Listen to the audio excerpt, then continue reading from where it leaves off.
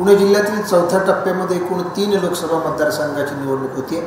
त्याच्यामध्ये मावळ, शिरूर आणि पुणे या मतदारसंघासाठी नामनिर्देशपत्र माघारी घेण्याचा आजचा शेवटचा दिवस होता आणि विहित वेळेपर्यंत म्हणजे 3 वाजेपर्यंत नामनिर्देशनपत्र माघारी घेतल्यानंतर आता जे अंतिम उमेदवार निवडणुकीच्या रिंगणामध्ये आहेत त्याच्यामध्ये मावळमध्ये 33 उमेदवार आता ही निवडणूक लढवतील, शिरूरमध्ये 32 आणि पुण्यामध्ये एकूण 35 उमेदवार आता अंतिमरित्या नामनिर्देशित झालेले आहेत आणि या लोकसभा मतदारसंघामध्ये आता यासाठी हे उमेदवार आता नामनिर्देशित आहेत आणि त्याप्रमाणे 13 मे रोजी यासाठी मतदान होईल।